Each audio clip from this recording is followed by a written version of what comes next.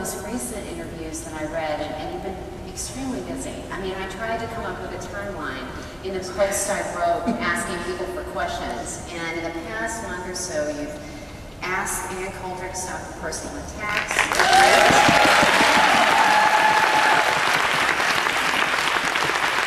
A number of women here have dealt with trolls.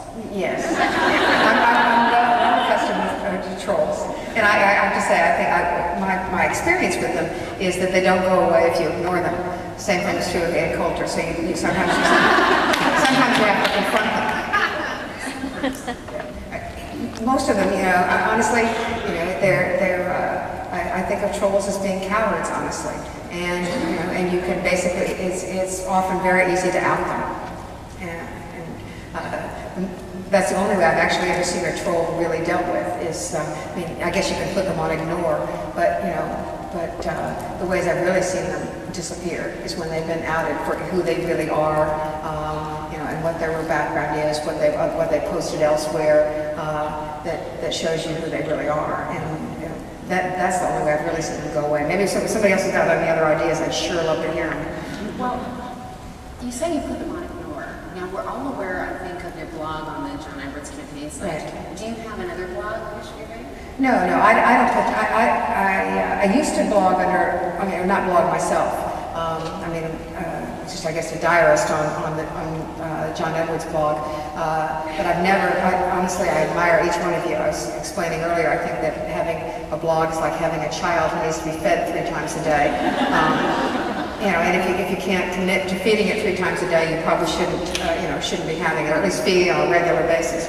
And I don't have that kind of, I'd like to say it's just that I didn't have that kind of time. I don't have that kind of dedication or focus either, honestly. So I've never had a blog of my own, but I participate on lots of them. I used to participate using other names other than myself. I think most people did when they first started doing them. Now, because people know who I am, I don't think it's right for me to post anonymously, so I use my own name. I still have some of those sort of names, but I can go back to them anytime. No, I'm not outing myself for sure. Well, we have a respect for anonymous bloggers. In fact, 16% of the bloggers here have anonymous blogs. So, I hope they have dynamic ISPs too. So you write your own diaries on the Edwards? Oh yeah, no, I write really everything that I put out. First of all, I have a way of writing that I think is identifiable. And maybe it's only because I was English graduate school that I think it's identifiable, or maybe it's some sort of too much pride to think people would recognize my style of writing. But I have a particular style, and so I write my own. I'm also like a nut about grammar, so if somebody else writes it and there's a grammatical error in it, I just go nuts. So it's just, my blood pressure stays better if I write it myself. I notice you use a lot of caps and punctuation. Yes. So here's a question, and I want to break into politics a little bit before we go to the floor, because I know people have a whole range of questions to discuss with you. One of the interviews that really caught my eye a couple of weeks ago, because you say a number of interesting things about healthcare, about the fact that you'd be interested, or that the Edwards healthcare policy would cover reproductive health, including abortions. It would support gay marriage. Yes. And these are some things that have not come out of Mr. Edwards' mouth. Yeah, well, his healthcare policy does cover, would cover abortions, and that's not my policy, that's his policy. And he and I differ slightly with respect to gay marriage. John does, though he wouldn't impose his opinion, his personal opinion as president. He doesn't personally endorse gay marriage, although he's for civil unions and the removal of 1,100 federal laws, or the amendment of 1,100 federal laws that discriminate against couples who are same-sex. So I mean, in practical terms, I think he's come a long distance from, I would say, from the Southern Baptist pews on which he was raised. And I think that he is, with the exception of Dennis Kucinich. I try to be really honest. I think he's in the position most of the Democratic candidates are. I think the Republican candidates are all in a different position, and that Dennis Kucinich is the sole candidate, I think, who endorses. Honestly, I don't know where Mike Gravel stands, but Representative Kucinich is in favor of gay marriage. Does the campaign ever go crazy when you state your opinion like this? They don't call me screaming, but and no one's ever told me to stop talking. I think that what I try to do is answer the questions that's asked me. I've actually answered the question with respect to gay marriage a number of times, but until I said it in front of Carla Marinucci in the San Francisco Chronicle, and she wrote it down, nobody really covered it. So I sort of think people deserve to have an actual answer to their question to the extent that you're able to give one.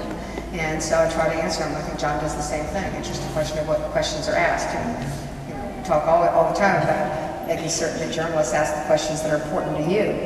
Sometimes they don't do it. And if they don't do it, then we don't get an opportunity to say where we stand on health care. And we've had all these debates and not many questions on education, for example. You just have to wait for the question. And you could jam it in, but then it would be answering another question, not the one that was asked you. So,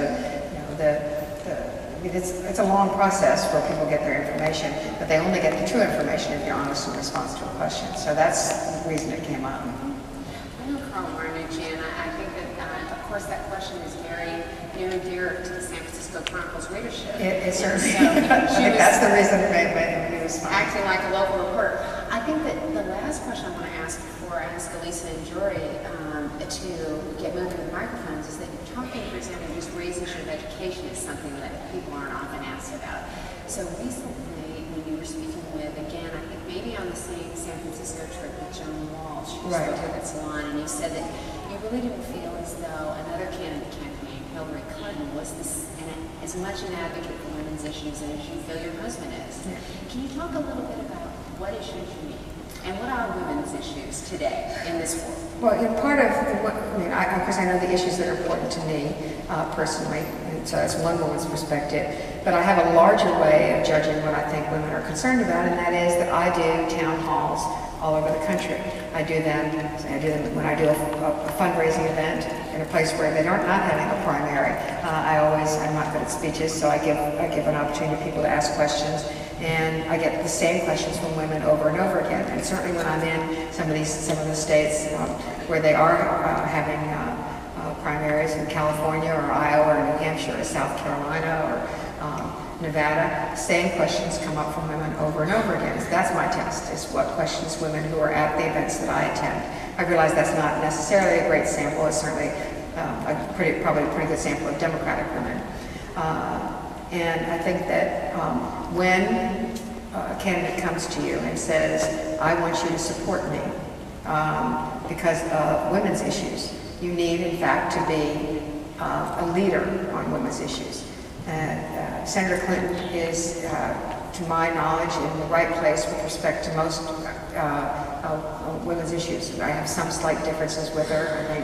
I think that with lesbian issues, for example, on DOMA, which is the Defense of Marriage Act, which sounds like it's the Defense of Marriage, it's actually an attack on gay marriage. But she's for repeal of part of it and not all of it. So and John and I are for repeal of all of it. So there's some slight differences, but I'm not faulting where she stands. I just think that we need someone actually to lead in a more aggressive way on issues that are important to women. Those issues would be things like health care. I just finished doing a number of town halls in New Hampshire. The first town hall that I did, about 150, 170 people there, and maybe the first 4 or 5 questions on health care. All from women, often personal stories, but sometimes broader than that about what we need to do about health care. Standing back in the hall that year before I came, I was asked one question. It was about health care. We need to make certain that we have truly universal health care, and Senator Clinton, I think, is not in the right place for us. She supported universal health care in '93. I applauded that. I was one of the people sitting in my house before politics, cheering her on as she fielded questions from sometimes hostile members of Congress about the plan.